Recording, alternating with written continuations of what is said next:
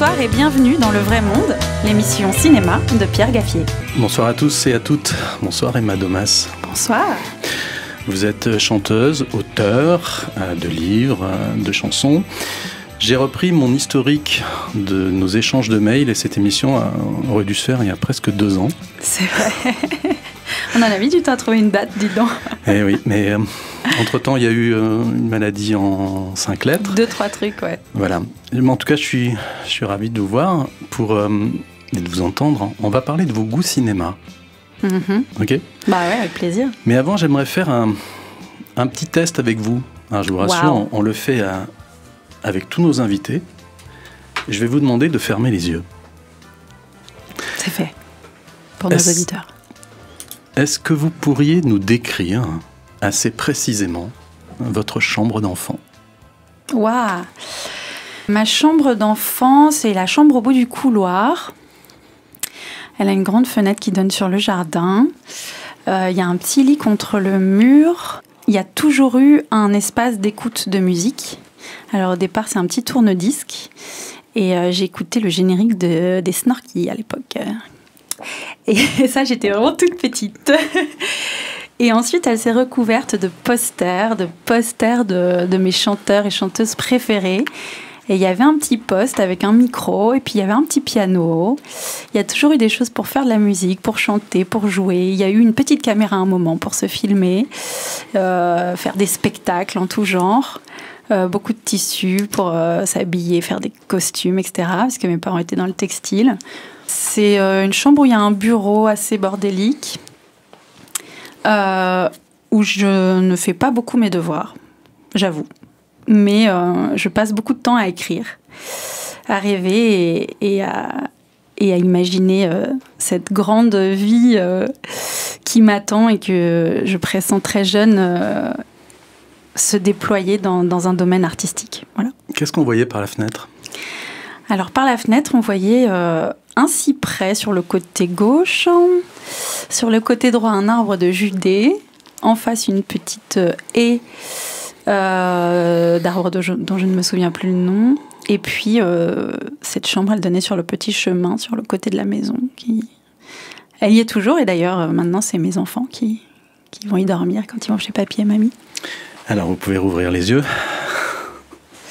C'est beau la vie, hein ? Ouais. Quand on les ouvre. Dites-moi, à part le cyprès, quels sont les objets qui étaient dans cette chambre et qui sont toujours dans votre environnement actuel, dans votre chez vous ? Est-ce qu'il y a des objets qui ont suivi ? Le micro, le poste de musique, le piano, les instruments de musique, les disques. Il y avait des livres aussi parce que je lisais beaucoup. Maintenant, les caméras, on en a tous sur notre téléphone. On se fait tous des petites mises en scène, sauf qu'au lieu de les faire dans notre chambre et de les regarder nous-mêmes, on les poste sur les réseaux sociaux. Et à la place d'un poster du groupe Hanson, qu'est-ce qu'il y a au mur ? Et effectivement, il y avait beaucoup de posters des Hanson à un moment donné. Hein. Oh là là là là, qu'est-ce que j'ai aimé ce groupe. Maintenant, il y a des tableaux. Il y a des petites cartes, il y a des dessins d'enfants, des petits post-it, des petites choses du quotidien, de la vie de famille. Alors, je vous ai donc demandé de m'envoyer une liste des 8 films qui ont changé ou marqué votre vie, oui, d'adolescente, de femme, de citoyenne, d'artiste.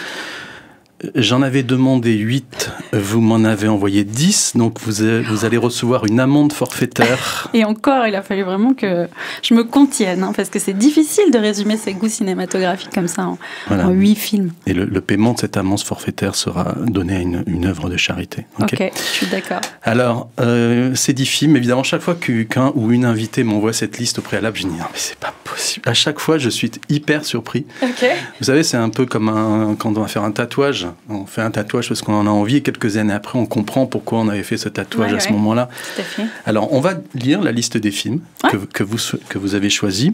Ensuite, je ferai une petite vision transversale. Alors, je vous laisse dire les 5 premiers.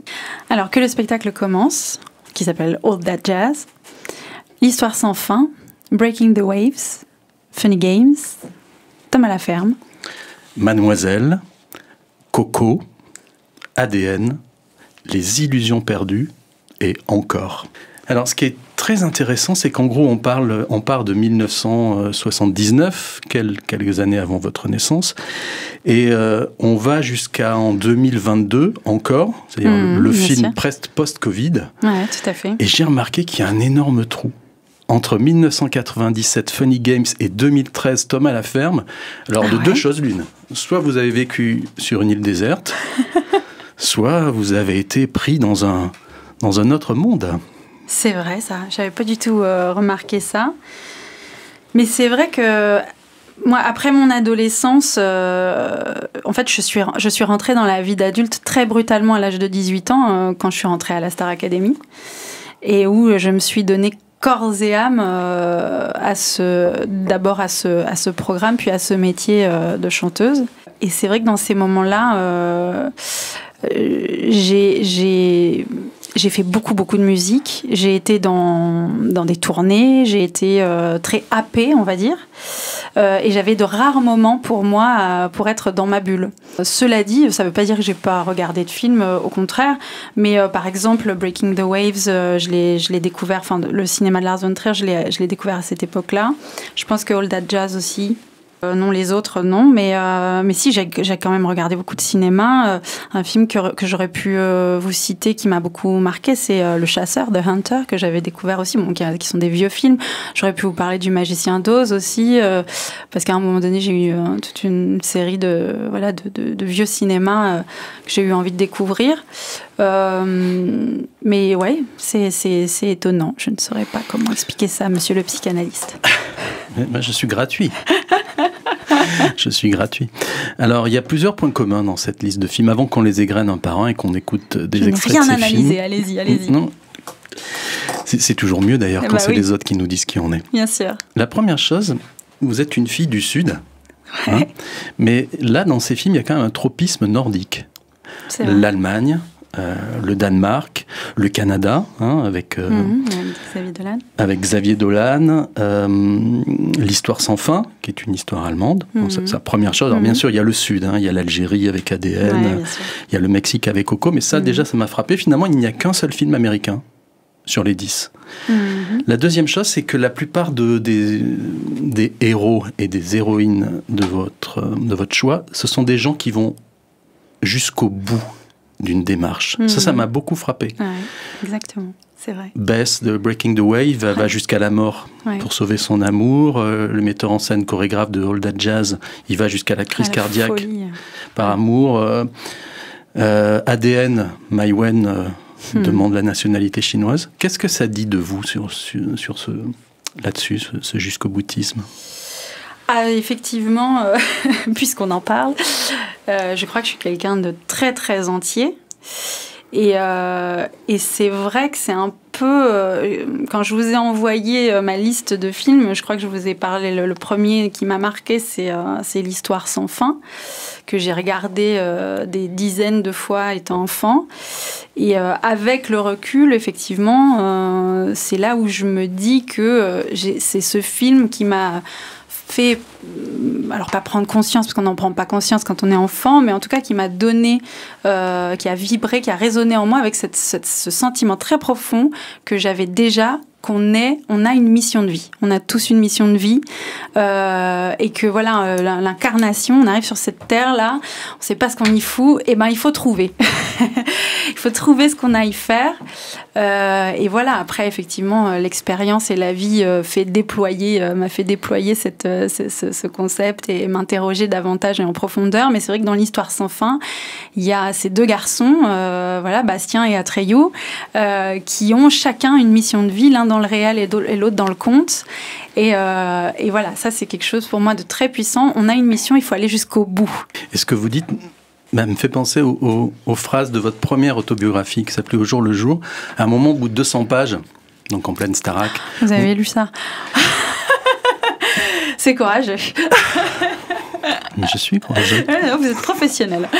Non, mais vous dites, en fait, je chante pas pour l'argent, je chante pas pour la notoriété, je chante pour être reconnu. Vous dites, je ne chante pas pour être célèbre, je chante pour être reconnu. Et comme si effectivement vous vouliez marquer laissez, après votre passage sur la Terre, laissez une trace de qui vous êtes, au-delà du succès des paillettes. Oui, et alors depuis cette autobiographie que je n'ai pas écrite, qui a été rédigée par quelqu'un d'autre, bien sûr, qui m'avait beaucoup interrogée, qui avait réussi je trouve, à puiser bien l'essence de ce que j'étais, de ce que je pensais à l'époque de mes 19 ans et où je sortais de la Starac. C'est vrai que 20 ans plus tard, cette reconnaissance, j'ai appris à beaucoup l'interroger. Et elle est devenue quelque chose d'un petit peu différent qu'une simple reconnaissance, parce que la reconnaissance, elle a beaucoup à voir avec ce besoin d'être validée, d'être approuvée, d'être regardée et validée par autrui. Aujourd'hui, cette reconnaissance, je pense qu'elle est vraiment intime et intérieure, que c'est vraiment une sensation, une vibration d'être à sa place, à sa juste place. Et non seulement c'est d'être à sa place et à sa juste place pour soi, mais c'est aussi de trouver sa place et sa juste place dans le collectif. Et aujourd'hui, c'est vraiment comme ça que j'aborde mon métier et les projets qu'on me propose ou les choses vers lesquelles j'ai envie d'aller. C'est est-ce que ça résonne intimement avec mon potentiel, avec ce que je sais faire, ce que j'ai envie de faire, et est-ce que ça va résonner avec le collectif, est-ce que ça va apporter quelque chose au collectif ? Voilà, j'ai un peu évolué sur ma notion de reconnaissance. Le troisième tropisme de cette liste, j'ai été obligé de relire la liste après avoir vu les films, il n'y a presque que des orphelins. Waouh! Ah ouais? L'histoire sans fin, Coco, Illusion perdue, donc de Balzac, Benjamin est orphelin, ADN, Maïwenn perd son grand-père. Dans Encore, eh bien, elle n'a qu'un papa. Ouais, c'est vrai. C'est fou, ça. C'est marrant, hein? Bah ouais, en fait, vous êtes vraiment psy, hein, Pierre. Donc, faut vous interroger, là. Et puis les deuils arrivent très vite quand il n'y a pas d'orphelin. Hein. C'est Tom à la ferme, enterrement, etc. etc. Ouais, c'est vrai. Vous, alors, ça va peut-être être un peu hard, ce que je vais dire, mais vous, c'est l'absence de sœurs qui vous a pesé. Peut-être. L'absence de frères et sœurs, oui, ce sentiment. Et à la fois, ça m'a pesé quand j'étais jeune, mais aujourd'hui, je me rends compte aussi à quel point ça a nourri le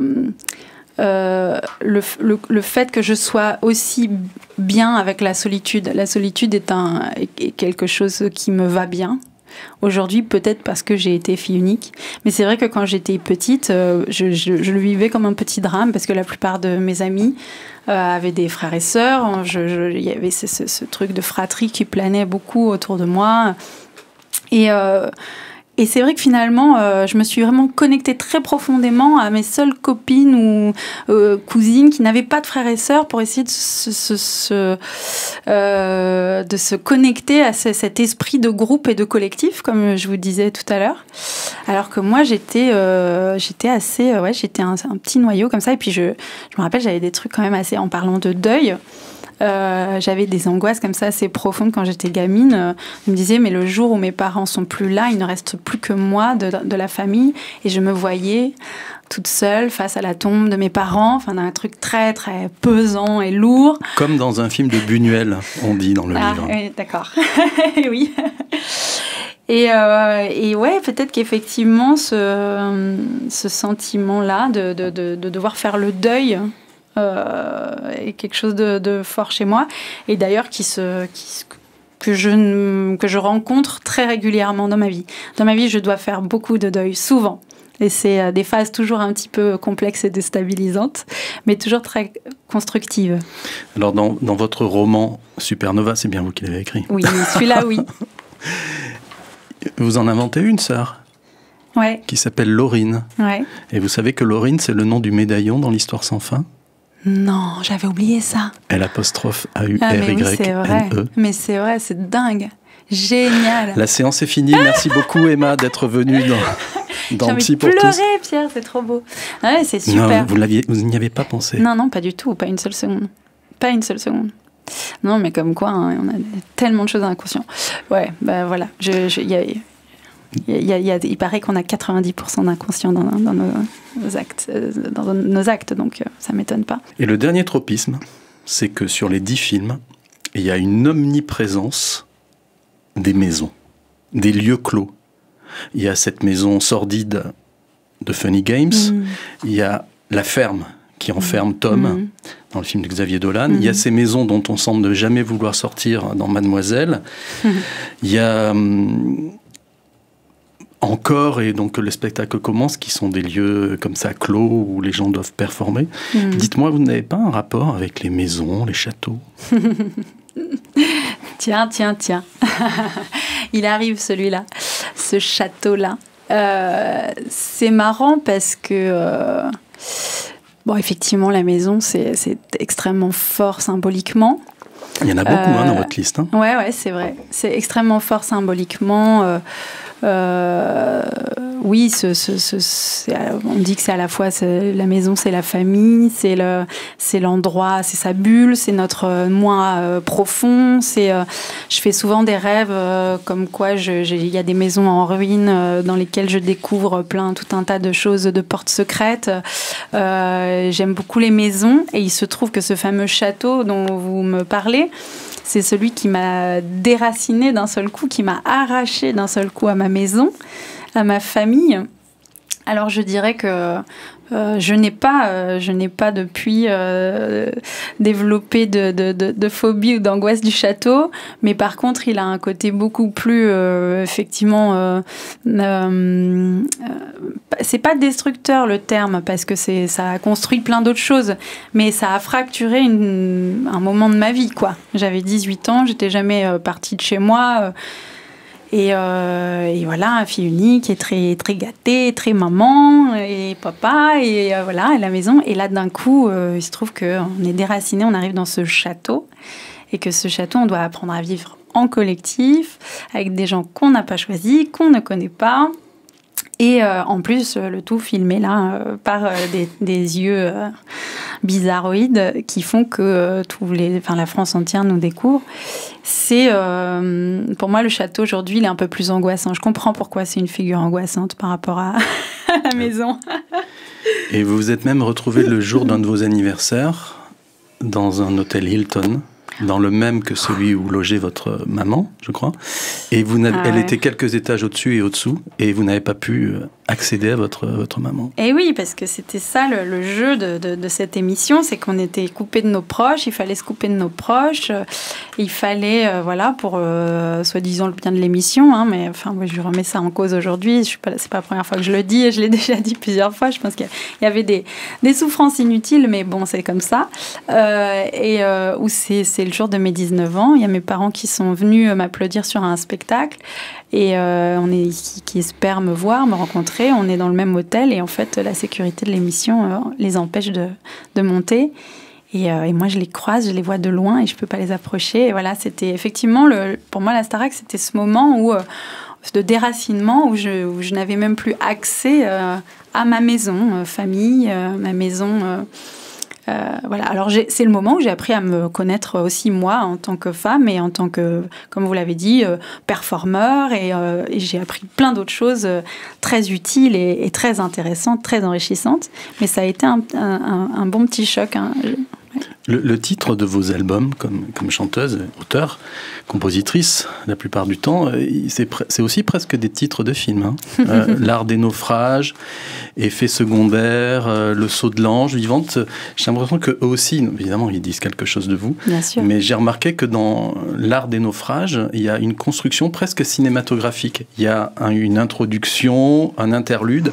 J'ai l'impression que c'est l'album le plus séquencé que vous ayez fait, comme un metteur en scène séquencerait son film. Oui, tout à fait. Je pense que c'est dû à vos expériences multiples de récits et de narration que j'ai menées ces dernières années. Hein. Le fait de m'être lancée dans l'écriture du roman, ça m'a beaucoup aidé à plonger dans les trames narratives. J'avais fait un spectacle qui s'appelait L'Art des naufrages déjà au Théâtre du Chêne Noir à Avignon 2019, qui était les prémices de cet album, sur lequel on racontait une histoire globale. Et effectivement, pardon, les chansons de L'Art des naufrages sont le fruit de ce travail qu'on a fait sur scène et sur ce spectacle où le travail narratif était très important. Et j'avoue que j'ai un peu de mal aujourd'hui à imaginer de faire des nouveaux projets sans qu'il y ait ce rapport à la narration, à l'histoire. Alors, en plus, aujourd'hui, c'est beaucoup la mode, hein, le storytelling, etc. Mais bien au-delà de ça, je trouve que c'est quand même je sais pas, il y avait ce truc un peu, pour moi, un peu narcissique au bout d'un moment dans nos chansons, nous les artistes, à parler de soi, de sa vie, de ses expériences. Et c'est vrai que quand on essaye de les délivrer au public d'une façon où on se pose la question, en fait, en tout cas, comment est-ce que ça va toucher l'autre ? Quelle résonance ça va avoir ? On est amené à chercher un peu plus d'universalité et je trouve que ça se fait beaucoup. Enfin voilà, y a quoi de plus universel qu'un conte, qu'une histoire, que des figures un petit peu symboliques. On en a parlé tout à l'heure. Donc effectivement, aujourd'hui, j'essaie toujours de les contextualiser, mes chansons, dans ce rapport-là. On égrène vos films favoris ? Ah bah allez. Alors on va aller à Broadway en 1979. Excuse-moi. Non, Joe, t'as raison. Je suis mauvaise. Je sais que je suis mauvaise. Quand je me regarde, j'ai presque honte. Je devrais peut-être tout lâcher. Je n'arrive à rien. Je ne fais rien comme il faut. Écoute, je ne ferai pas de toi une grande danseuse. Je ne sais même pas si je pourrais faire de toi une bonne danseuse. Mais si tu t'appliques au lieu de tout lâcher, je sais que je ferai de toi une meilleure danseuse. Et ça, tu vois ça, je voudrais beaucoup y arriver. Tu restes ? Tu vas continuer à m'engueuler comme ça ? Probablement. Le rôle avait été proposé à Jack Nicholson. Ah. Et Bob Fosse était ennuyé avec lui parce qu'il passait son temps à regarder du basket à la télévision. Authentique. Et donc ça a basculé vers Roy Scheider. J'ai choisi cet extrait à dessein. Qu'est-ce qui vous plaît tant dans ce film ? Ce que j'aime, c'est que il dépeint l'envers d'un décor, quelque chose de ce moteur qu'on a tellement sublimé dans la vie d'artiste, qui est show must go on, la vie de la scène est tellement on voit souvent que les paillettes et que le côté performance et que le côté extraordinaire, incroyable. Et on parle souvent de la passion des artistes et que la passion que les artistes ont de faire ce métier. Mais cette passion, elle peut être aussi extrêmement dévorante. Et c'est ce que j'ai aimé dans ce musical, dans ce film, finalement, un style comédie musicale, parce que dans les comédies musicales, en plus de ça, on est vraiment là totalement dans un truc à la fois hyper pétillant, joyeux, esthétique, performeur et tout à fond dans la plupart des comédies musicales. Là, on est sur quelque chose de beaucoup plus, finalement, vrai, sincère, sur le fait que cette passion, elle peut être vraiment dévorante. Et d'ailleurs, elle dévore le protagoniste. Et c'est une vie d'abnégation et de dingue, en fait. De dingue. Ouais. C'est la folie dans laquelle on peut basculer par passion, quoi. Dans Supernova, votre alter ego rencontre une grande Manitou du son, que vous appelez Goliath, et à un moment, les nuits, et puis votre alter ego lui demande « mais on va où avec tout ça ?» et elle répond « en enfer ». C'est à peu près ce que dit le personnage. Lui, il va à l'hôpital et puis il est lucide. Oui, parce qu'il y a une certaine jouissance aussi de la part de ces personnages à aller se confronter à ces états extrêmes. Et c'est bizarre l'être humain, parce qu'il y a autant de forces constructrices que de forces destructrices. Et là, en fait, c'est une passion qui est menée jusqu'au bout, jusqu'à son paroxysme et jusqu'à sa destruction. À un moment, il y a un producteur qui en a marre de voir le temps que passe Joe à monter cette mise en scène qui est interminable, mais qui donne un super résultat. Il lui dit « Dieu, lui, n'a pas eu besoin de faire des heures sup pour créer le monde ». Donc, il y a cette idée-là, c'est que chez un créateur, tant que c'est pas vraiment fini, c'est pas fini. Oui, et ça pourrait ne jamais l'être. Et c'est pour ça qu'il y a des créateurs qui finalement ne montrent jamais leurs œuvres ou qui finissent par tout jeter, parce qu'il y a cette espèce d'insatisfaction permanente et cette exigence folle dans une création. Cela dit, je suis pas trop de ce genre-là, parce que j'ai trop besoin, on en parlait au début de l'émission, justement que cette matière soit projetée dans le monde et qu'elle résonne avec autrui. Donc moi, il y a un moment donné où je coupe, je dis allez, stop, là, on est arrivé à une forme d'harmonie, une sorte d'harmonie, faut arrêter et Inch'Allah. Sting disait qu'un artiste n'achève jamais une œuvre, il l'abandonne. C'est vrai, ça me parle beaucoup. Et en plus de ça, en fait, quand on finit par la lâcher, finalement, par l'abandonner, elle est récupérée. Les gens se l'approprient et cette matière-là, parce que ça, c'est de la matière, c'est impalpable, mais c'est de la matière, la musique, ça crée des émotions. Et cette matière-là... finalement, elle va continuer à vivre à travers l'auditeur, le spectateur. C'est marrant parce que le film s'appelle All That Jazz, alors que dans le film, on n'entend jamais la chanson All That Jazz. C'est aussi un éblouissement visuel. Ah ouais, totalement. Et Bob Fosse a pris le chef-op. C'est le chef-op qui avait fait Le Guépard. De Visconti et plusieurs films de Fellini. Donc je pense que là aussi, on est en Amérique, on est à Broadway, on est dans l'épicentre du spectacle. Mais je pense qu'il y a aussi un arrière-fond européen. D'ailleurs, grâce à vous, j'ai revu ce film et j'ai halluciné, comme disent les jeunes.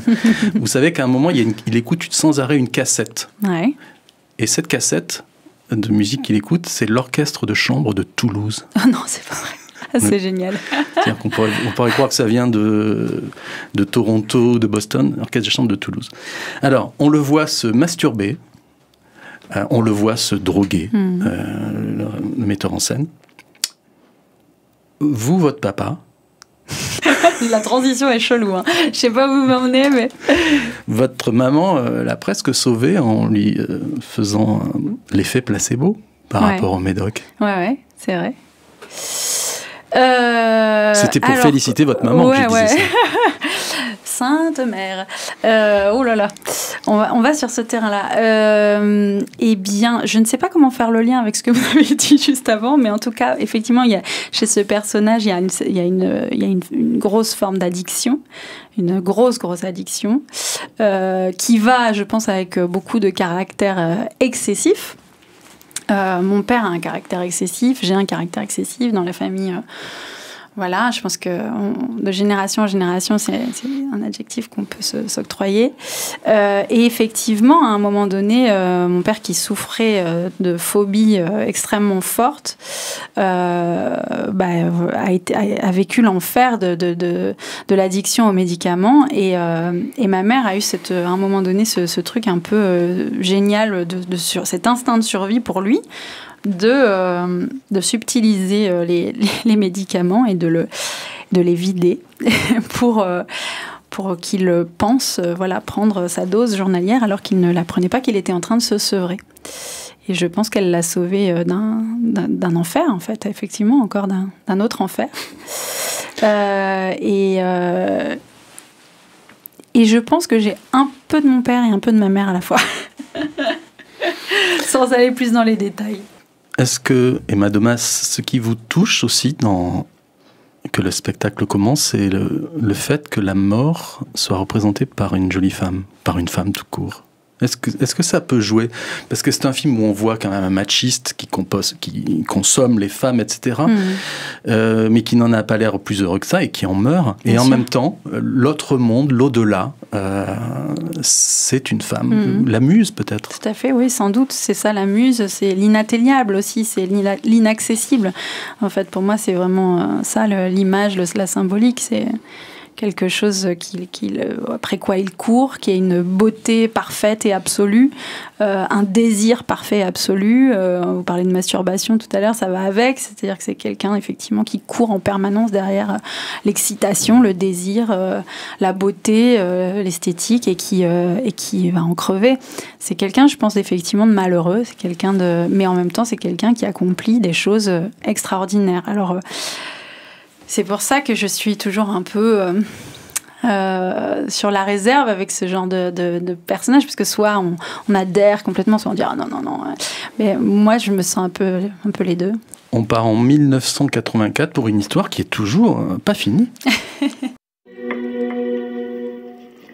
De quoi ça parle, votre livre? Mais il n'est pas comme les autres, il est particulier.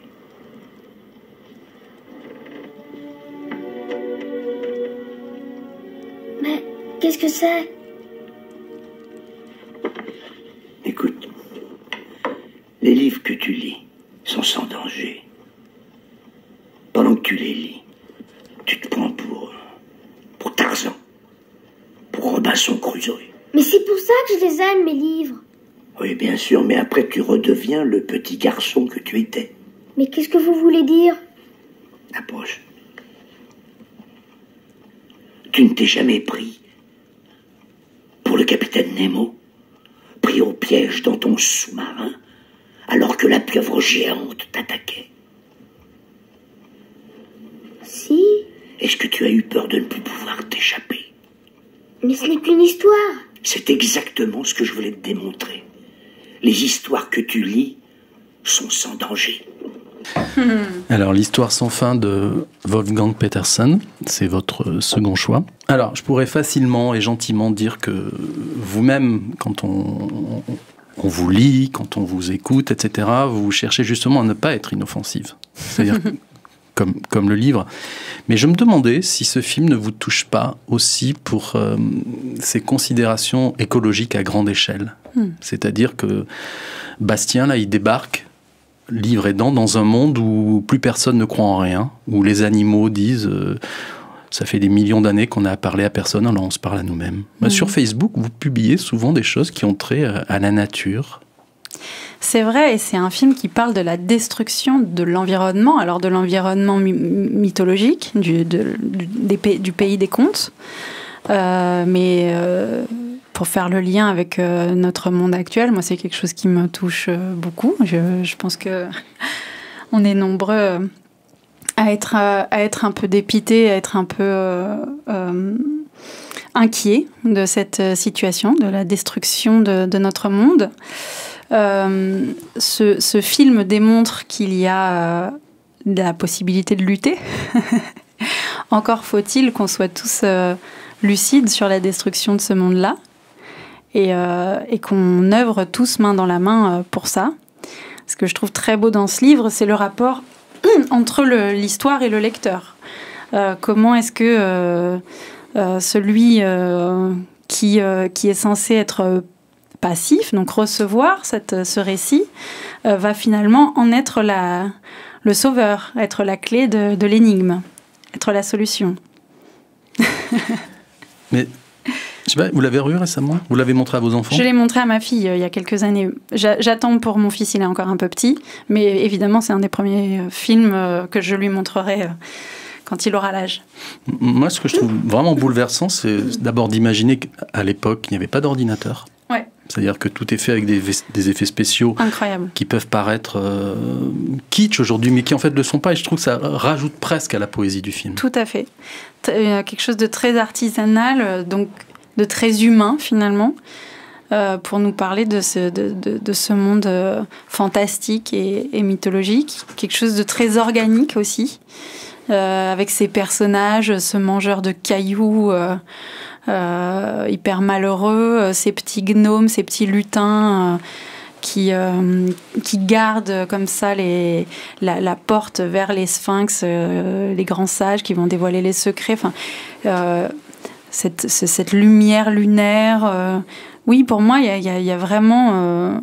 Bon, je ne me suis pas plongée dans une analyse plus que ça de ce film-là, mais il a agi en moi à plein d'endroits et de tableaux différents. Ouais. Parce que l'histoire sans fin est tout sauf gnangnan. Il y a quand même une séquence où ce petit garçon, il est mis dans une poubelle par 3 autres de ses copains. On le jette à la poubelle. Ouais, on le jette à la poubelle. Ouais. Avant qu'il ait sa revanche.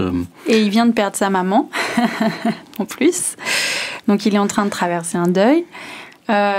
Et son papa est complètement dépassé. Alors là, pour le coup, on ne peut pas trop compter sur le soutien du papa parce que alors lui, il ne sait pas du tout comment s'adresser à ce gamin. Et il est livré à lui-même. Ouais. Il disparaît au bout de 5 minutes, le père. C'est ça. C'est quasiment une image subliminale. Bastien, il vole le livre. Ouais. Vous me voyez venir avec mes énormes sabots. Emma Domas, est-ce que vous avez déjà volé quelque chose qui s'est avéré finalement un cadeau des dieux? Alors non, parce que j'ai jamais rien volé. Si, j'ai volé un truc quand j'étais jeune ado. Ça a un rapport avec Hanson? Et non, ça n'a rien à voir avec les Hanson. Ça avait un rapport avec un pari débile avec les copines dans un grand magasin, un truc, mais alors vraiment le genre de pari nul qu'on se fait avec les copines. Ah, t'es même pas capable de voler un truc au Monoprix. Bah non. Et je crois que c'est à ce moment-là que j'ai découvert que je pouvais faire des choses mal, et ça m'a assez perturbée sur ma nature, sur la nature humaine. Alors, ça mais oui, voilà. Vas-y. Mais non, sinon je n'ai pas rien volé d'autre. Alors ça tombe très bien, puisque comme ça fait 2 ans qu'on prépare cette émission, vous et moi, on a pu retrouver, grâce à la direction du Monoprix, les images. Ouais, de la caméra de surveillance. Merci pour ce grand moment. Vous savez que ce médaillon, vous savez où il est? Non. Ça, c'est une histoire vraie. Laurine? Oui, Laurine. Oui, Laurine. Laurine, il est dans la maison de Steven Spielberg. Non. Si, parce que Steven Spielberg a accueilli, on va dire, le réalisateur de l'Histoire sans fin, qui est allemand, à Hollywood, et il lui a donné des conseils de montage, ce qui fait que la version américaine fait 7 minutes de moins que la version que nous avons vue en Europe. C'est bien dommage. Je pense que c'est dommage. Mais c'est pour ça qu'il n'y a pas beaucoup de films américains dans votre liste. Sans doute. Et quand même, Wolfgang Petersen, pour remercier Spielberg d'avoir aiguillé le montage, lui a remis ce médaillon qui, je pense, aujourd'hui ferait le bonheur de beaucoup de fans. De beaucoup de gens. Ouais, c'est vrai. Alors, on reste en Allemagne pour la culture, enfin en Autriche, avec ce film qui est à part dans l'histoire du cinéma, Funny Games, de Michael Haneke. On va parier que d'ici... Quelle heure est-il? 9h moins 20. D'ici, disons, mettons 12h, vous serez tous les 3 capoutes, d'accord? Quoi? Vous pariez que demain matin à 9h, vous serez vivant, et nous, on parie que vous serez mort, d'accord?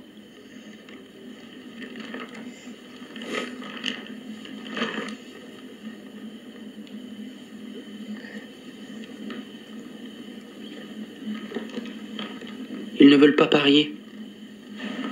Ah, je suis désolé, il faut que vous pariez. Funny Games de Michael Haneke. Alors, à la fin du XXe siècle, il y a un Autrichien qui s'appelait Sigmund Freud, qui a décidé de montrer ce que l'homme était vraiment. Un siècle après, un autre Autrichien, Michael Haneke, décide de montrer ce qu'est un homme. Ouais, certains hommes, on va dire. Certains hommes. Françoise Fabian m'avait dit un jour, l'histoire du cinéma, il y en a 2. Il y a tous les films d'un côté, et il y a le film de Pasolini, Salo, Les 120 jours de Sodome, de l'autre. Pour elle, c'était un film qu'il fallait mettre à part. Pour vous, j'ai l'impression que ça pourrait être Funny Games. Ah ouais, tout à fait. D'ailleurs, quand je vous en ai parlé, c'est un moment où j'allais super bien et où je pouvais en parler très tranquillement. Aujourd'hui, beaucoup moins, parce que c'est un peu plus dur émotionnellement pour moi en ce moment. Et c'est vrai que, vous voyez, je suis obligée de me boucher les oreilles dès que je l'entends. Mais c'est vrai que je ne pouvais pas ne pas le mettre dans ma liste, parce que c'est un film qui a énormément... qui m'a énormément marquée. Je l'ai vu adolescente, je devais avoir 16 ans. Et c'était la grande époque des films d'horreur, à la Scream. Enfin voilà, on était dans cette époque, dans cette mode-là. Donc le cinéma d'horreur américain. Et avec évidemment, on va dire, les grands sabots, quoi. Voilà, ce cinéma d'horreur qui sort le grand jeu et qui tire toutes les bonnes ficelles au bon moment pour pouvoir attiser la peur. Et c'est vrai que quand on est adolescent, ça marche plutôt bien. Et à cette époque-là, j'avais donc un vidéoclub à côté de chez mes parents, donc j'allais régulièrement louer des films avec mes copains pour des soirées, mes copains, mes copines pour les soirées à la maison. Et on matait des films devant les pizzas, et puis on était à fond pour les films d'horreur. Et donc, on demande à ce garçon, ben voilà, quel film d'horreur tu peux nous conseiller pour ce soir? Et il nous dit, j'en ai un, mais c'est pas celui que vous avez, c'est pas le même genre, c'est pas le genre que vous avez l'habitude de voir. Est-ce que ça vous dit de découvrir un nouveau genre? Et on a dit ouais, carrément. Et alors là, effectivement, voilà, on est rentré dans un monde. Je sais que les copains avec lesquels j'étais l'ont pas du tout pris comme moi, c'est-à-dire que eux, ils ont été plutôt déçus parce que plus fans, plus adeptes, en tout cas pour la plupart du cinéma américain. Mais avec mon meilleur ami de l'époque, on s'est dit, là, on vient de voir un grand film. Et c'est la première fois que je découvrais qu'on pouvait faire du cinéma d'horreur en étant un cinéaste d'auteur, en fait, en faisant des films d'auteur. C'était quelque chose de beaucoup plus psychologique, de beaucoup plus creusé, comme vous venez de le dire, où en fait l'horreur est totalement normalisée, banalisée par ces personnages somme toute charmants. Dans Scream ou dans tous ces films-là, le meurtrier ou le méchant est toujours un espèce de dingue illuminé. Là, ça pourrait être notre gentil cousin. Et effectivement, le film va très progressivement dans l'horreur et dans l'angoisse, jusqu'à faire des sortes d'effets burn-out que je trouve magistral. Par exemple, de la scène de la télécommande où je raconte cette scène, désolée pour ceux qui n'ont pas vu ce film, mais parce qu'elle est dingue, où donc un des personnages c'est une famille qui est donc enfermée chez eux dans leur maison de vacances, qui viennent d'arriver dans leur maison de vacances, et donc il y a 2 jeunes gens qui frappent à la porte et qui au début sont super gentils, courtois, etc., mais qui s'avèrent être des psychopathes qui vont les massacrer. Et donc il se trouve qu'à un moment donné, le petit garçon arrive à trouver, ou le père, je sais plus, un moyen de s'emparer de l'arme de l'un d'entre eux et à le tuer. Et l'autre attrape la télécommande qui se trouve sur la table devant lui et rembobine la séquence qu'on vient de voir pour anticiper le geste et faire en sorte que donc son copain soit pas tué, parce que non, c'est pas du tout comme ça que doit se passer le scénario. Et alors, voilà, magistral, grande claque et chapeau. Et mise en abîme, puisqu'à un moment, c'est célèbre maintenant, un des 2 tueurs regarde la caméra et convoque le spectateur en lui disant alors, comment aimeriez-vous que ça se passe, mais ça se passera pas comme vous voulez. Et ce qui est glaçant dans le film, c'est quand la femme dit mais pourquoi vous faites ça ? Et la réponse est pourquoi pas. Exactement. Pourquoi pas ? C'est les forces maléfiques dans toute leur splendeur, en fait. Et c'est en ça que c'est terrifiant. Et c'est en ça qu'il faut avoir de sacrées bonnes... c'est là qu'on se dit, ces milliers d'années, ces millions d'années d'évolution de l'être humain et de conditionnement,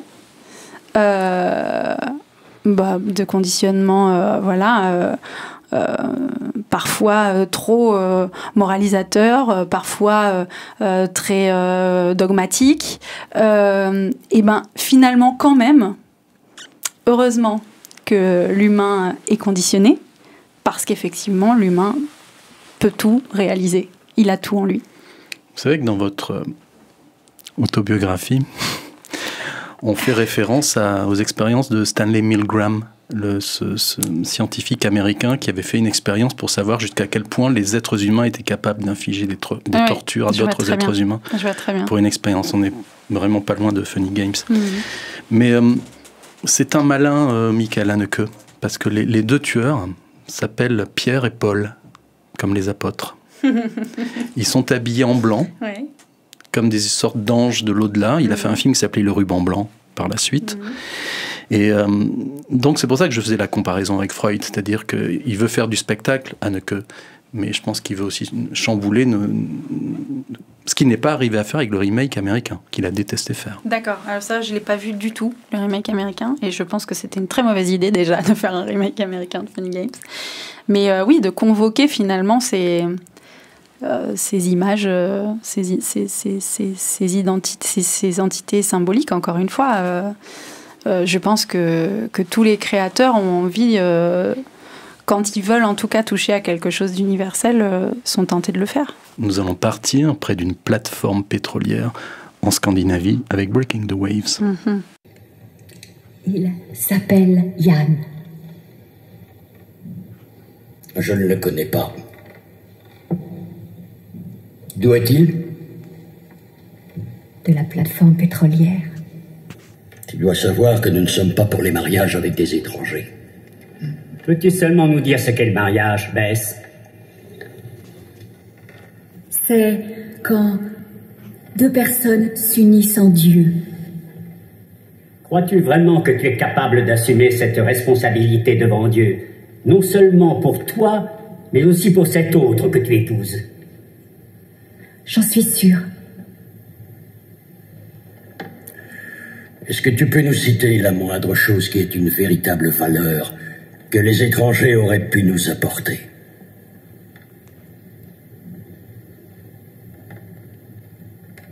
Leur musique. Là aussi, Breaking the Way, c'est une expérience cinématographique ultime. Clairement. Lars von Trier dit qu'il s'est inspiré d'un livre qu'il lisait quand il était tout petit et qui s'appelait Cœur d'or. Et son papa se moquait de lui, dit « Mais ne lis pas ces banalités ». C'était l'histoire d'une petite fille qui traversait une forêt avec des objets, etc. et qui finissait à la fin de la forêt en étant dépouillée, humiliée, et qui disait « Oui, mais au moins je suis toujours là ». Et il s'en est souvenu 30 ans après pour faire ce film. Qu'est-ce qui vous touche, Emma Domas, dans ce film ? Oui, ben c'est exactement ça, en fait. C'est l'expérience extrême de l'amour suprême. C'est mettre l'amour suprême à rude épreuve, là, ce qui est demandé à ce personnage féminin. Il met toujours ces personnages féminins à rude épreuve, hein, Lars von Trier. On ne va pas se le cacher. Mais celle-ci, elle va endosser le rôle de la putain sacrée, divine, pour l'amour d'un homme.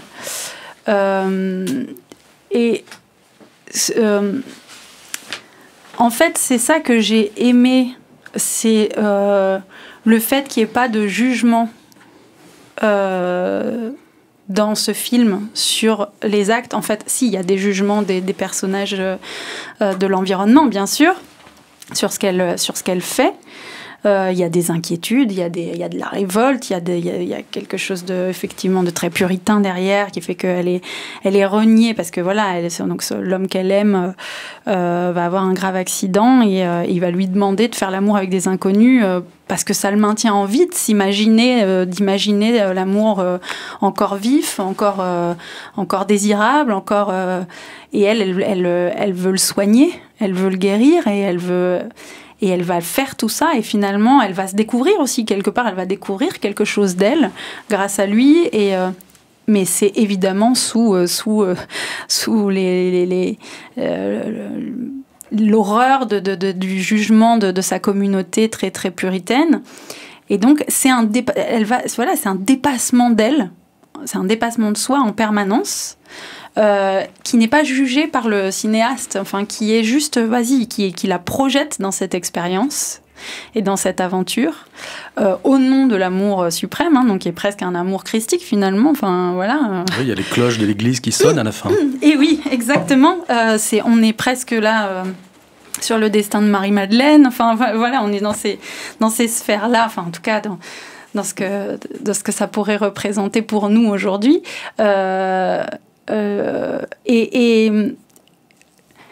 Pareil, ça raconte quelque chose pour moi du fait que, vous l'aurez bien compris, j'aime pas trop les choses lisses et toutes noires ou toutes blanches. Ce que ça raconte, c'est qu'on peut aussi se déployer, se transcender et trouver sa voie dans quelque chose de totalement inavouable. Je sais pas si vous avez remarqué, mais souvent les films qui nous font un impact très radical, comme Funny Games ou Breaking the Waves, il y a d'autres exemples, sont souvent des films sans acteurs connus. Là, il avait envisagé Helena Bonham Carter et Gérard Depardieu. Wow. Il est allé les voir tous les deux, ils ont refusé. Bah, heureusement. Et donc, vous voyez. Mais oui, parce qu'en fait, on s'attache pas... on s'identifie pas. Voilà, l'acteur connu, on s'identifie plus en fait. C'est lui. On voit plus les personnages vraiment. Enfin, si, on se dit qu'il est bon acteur, ce Gérard Depardieu. Mais voilà, là, on est vraiment sur une projection complètement neutre. Oui. Alors, Lars von Trier, il raconte qu'il fallait que la religion soit un obstacle narratif, c'est-à-dire que cette jeune femme soit à la fois pétrie d'un amour charnel et à la fois pétrie de ce que les commandements lui disent. Et Lars von Trier précise bien qu'il a voulu faire un film contre la religion, mais pas contre Dieu. Mais bien sûr. Quel est votre rapport, vous, à tout ça? Le même. Le même. Faites un film. Non, je fais de la musique. Oui, je pense que c'est peut-être pour ça que j'aime ce film aussi, effectivement. C'est parce que... c'est marrant, parce que... Enfin, on y reviendra tout à l'heure, mais j'ai un grand rapport au sacré, au divin, à quelque chose, à une force suprême, un être supérieur et suprême, dont je pressens la force totale et absolue, et qui me met en émoi, vraiment, et auquel je vais chercher refuge, auprès duquel je vais chercher refuge quand je vais pas bien, que je remercie quand je vais bien, quelque chose de très subtil, mais en même temps d'extrêmement présent, parce que je le ressens très fortement. Et je suis quelqu'un qui suis très sensible aux énergies. Donc moi, j'ai tendance à le personnifier dans une forme de masse énergétique en disant, voilà, c'est la somme de toutes les énergies du cosmos. C'est ça, Dieu. Voilà, pour moi, c'est ça. Et donc, il y a quelque chose, évidemment, de sacré là-dedans, d'extrêmement fou, céleste et divin, quoi. En revanche, effectivement, dès que ça a été dogmatisé par les religions, finalement, ça a été plus source de division que d'union. Alors que c'est une force qui nous unit tous. Et c'est en ça que je trouve un peu ça antinomique et que donc je me refuse l'appartenance à une religion, même si je suis de confession catholique, parce que c'est mon héritage familial, culturel.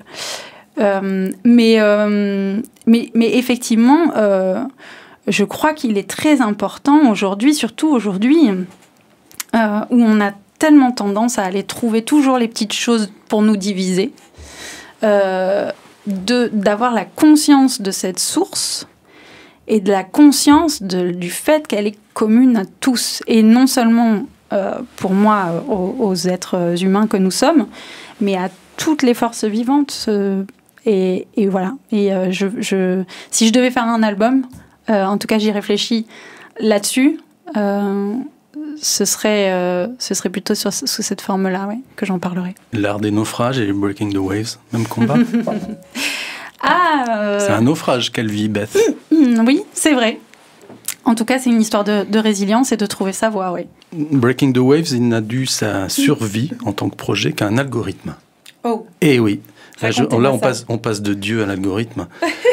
En fait, il avait failli abandonner le projet, et parce que les lecteurs d'une commission de lecture de scénarios en Europe recevaient tellement de scénarios, et à un moment, ils ont décidé de faire appel, mais ça c'est vrai, c'était il y a presque 30 ans, faire appel à un algorithme qui devait scanner 200 scénarios et dire...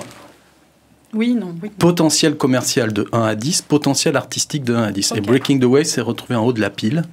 Et ce ne sont pas des humains qui ont choisi, c'est un algorithme qui a été fait par des humains.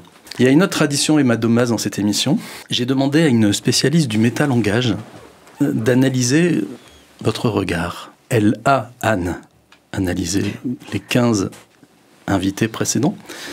Est-ce que vous permettez que je vous lise ce regard qui a été fait de manière... Voilà, ou est-ce que vous voulez qu'on le lise ensemble? Le regard d'Emma Domas nous interpelle précisément, comme certains sourires au hasard d'une rue, ou comme cette fleur sauvage qui pousse dans un interstice de muraille. Ce regard saute aux yeux, s'impose, on ne peut pas ne pas le voir. On le trouve étonnant, à la fois fier et un rien Gavroche, belle allure. Il tient sa place comme on tient une place forte. Il apparaît solide, mais furtif, hâtif. Il tourne et se retourne, ce regard, il semble aux aguets, il tourbillonne comme l'hirondelle les soirs d'été. En dessous, au-dessus, s'en va et s'en revient. Il vous encercle, mine de rien, avec une légèreté vaporeuse, une sensualité mutine, et vous êtes intercepté. Le charme a opéré. Si on avait droit pourtant à une seule épithète pour définir ce regard, ce serait doux. Oh oui, la douceur, une grande et douce douceur. Pléonasme? Non, redondance, pour le plaisir. Chacun, à coup sûr, reçoit cette impression de douceur, c'est-à-dire de délicatesse, de légèreté, de fluidité, de tact intelligent, un peu comme Delphine Seyrig chez François Truffaut. Une impression, c'est ce qui marque, laisse une trace, Et nous nous laissons donc imprimer par ces traits de couleur suave, mélodieux et caressants.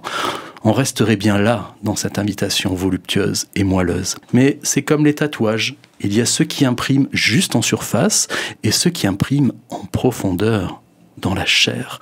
Précisément, c'est une évidence trop simple, ce halo de douceur, plat comme un lac endormi au soleil. Ça, c'est le tatouage de surface.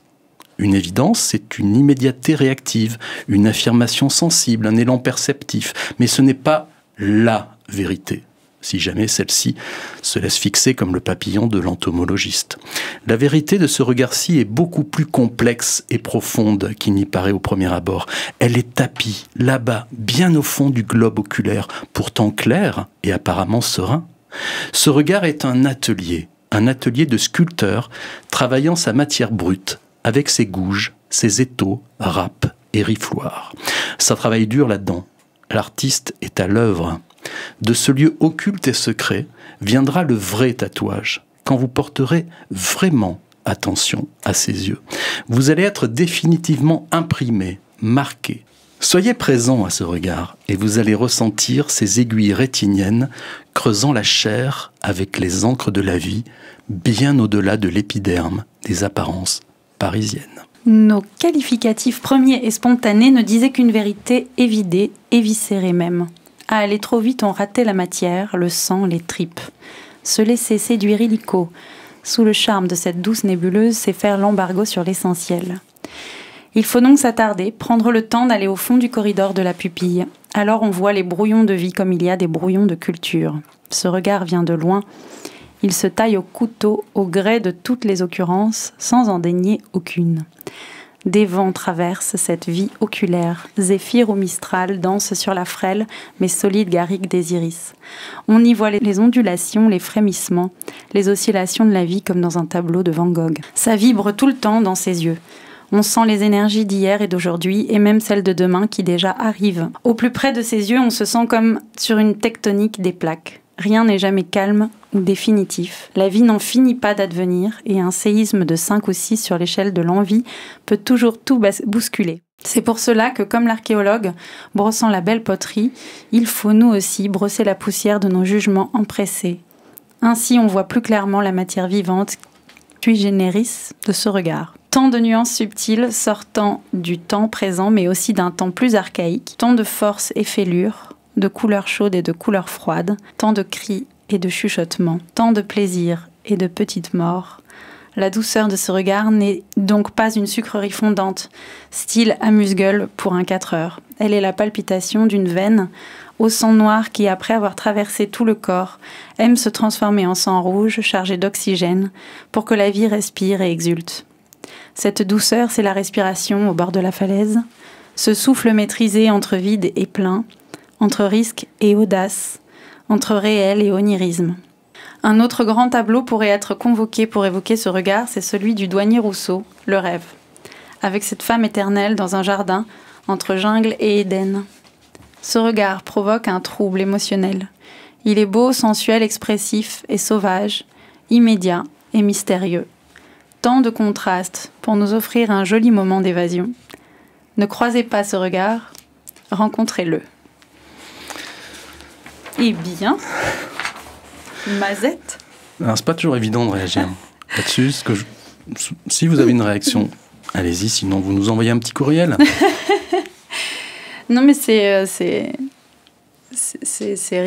une expérience rigolote et charmante de se voir comme un personnage de roman. J'avais l'impression qu'elle était en train de décrire un personnage et pas de parler de moi, mais c'est en tout cas il y a des choses qui résonnent très fort, c'est-à-dire que j'aime bien moi parler d'apparente légèreté de l'être, comme en parlait Kundera avant moi. J'aime beaucoup cette image-là. Voilà, il y a une légèreté apparente chez moi, c'est vrai, qui cache d'autres choses. Nous allons partir dans une ferme du Canada. Pourquoi Tom? Il n'a pas parlé à l'église? Pourquoi mon garçon? Il ne venait plus nous voir? pourquoi il appelait plus? Pourquoi il écrivait plus? son accident? Il était avec qui? Comment c'est arrivé? Au coin de quelle rue? À quelle heure? On meurt pas à 25 ans! Ça se peut pas! Ça se peut pas! Ça se peut pas! Ça se peut pas! Arrête! 2013, pour la première fois de sa carrière, Xavier Dolan ne réalise pas un film adapté de son propre scénario, mais il adapte une pièce de théâtre qu'il avait marquée sur un enterrement, des obsèques, et où beaucoup de ramifications amoureuses s'enchevêtrent. Qu'est-ce qui vous a touché dans ce film ? En règle générale, ce qui me touche chez Dolan, c'est son côté... qui vient du ventre, là. Je perds le mot, là, tout de suite, mais viscéral, voilà. Ce que j'aime chez ce réalisateur, c'est qu'il y a à la fois un côté très viscéral dans son cinéma, dans ses propositions, très intime, évidemment, où, en plus, il joue dans ses films, enfin, voilà, il y a quelque chose d'entier, de total, de totalement habité, et à la fois une forme esthétique très intéressante et très chiadée, qui, pareil, me fait dire que, un peu comme dans Funny Games, c'est un alliage de plein de choses qui, pour moi, rend la chose assez universelle, assez accessible, et pourtant on est dans du cinéma d'auteur, mais c'est très beau, c'est très bien joué, je veux dire, on comprend tout par rapport à d'autres films. Chez Dolan, moi je crois que ce qui me touche le plus, c'est ça, c'est sa sincérité, et d'avoir trouvé cette matière, d'aller puiser cette matière sincère. Et je trouve beau en plus que sur Tom à la ferme, ce soit une adaptation, que ce soit pas lui, parce qu'on a vraiment tellement l'impression que c'est lui, que c'est son histoire, que c'est qu'il nous raconte quelque chose de très intime. Pareil, sur la révélation de son homosexualité, de son rapport à la famille, de son rapport à l'amour, enfin, etc. Des choses vraiment très, très intimes et très subtiles. Mais toujours avec un cadre extrêmement esthétique et généreux et clair. Ouais.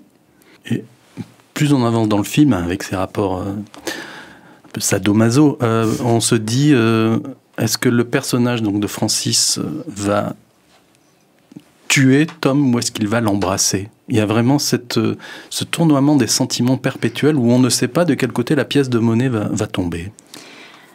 Parce que oui, effectivement, je pense qu'il aime bien jouer avec nous. Et pareil, c'est comme dans Mommy, par exemple, on ne sait jamais trop où est le bien, où est le mal. Il n'y a jamais vraiment de jugement, pareil, sur le bien et le mal. C'est humain. Voilà. À la même époque, Xavier Dolan avait reçu beaucoup de critiques ou d'interrogations sur un clip qu'il avait fait pour Indochine. Je ne sais pas si vous vous souvenez de ce clip pour la chanson College Boy, qui était entièrement en noir et blanc, où on voyait de la violence sur des adolescents, mais évidemment, il y avait une mise en abîme, il fallait la comprendre. Et là, dans Tom est tout seul, il y a ça aussi. Hein, c'est très violent, Tom est tout seul, et en même temps, le propos est autre.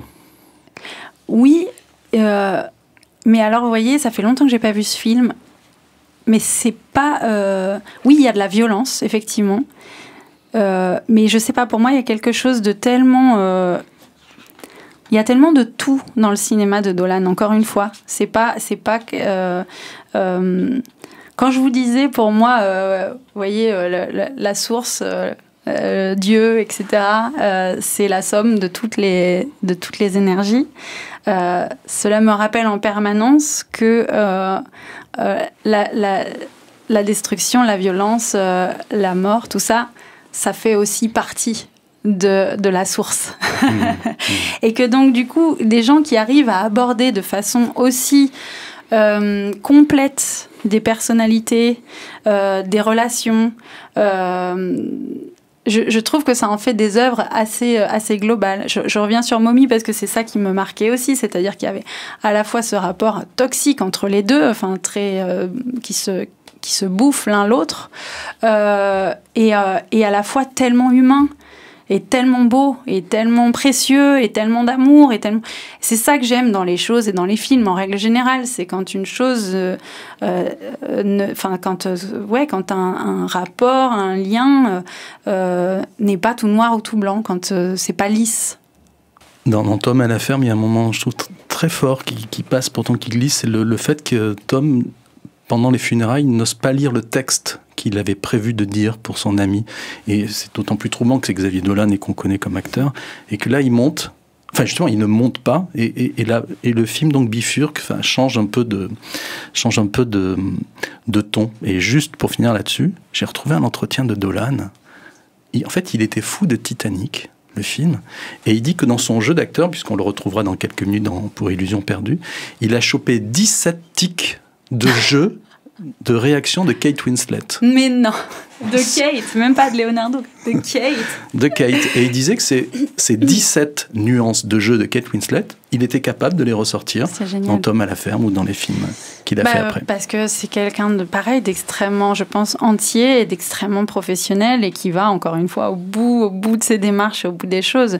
Et pareil, qu'il arrive à s'identifier à une actrice mythique, sur film mythique de la pop culture pour un film comme Tom à la ferme, c'est génial, quoi. On part en Corée ? Oh ouais, alors là, ça va nous changer. Suki doit se sentir bien seule dans cet asile. Oh, la pauvre enfant.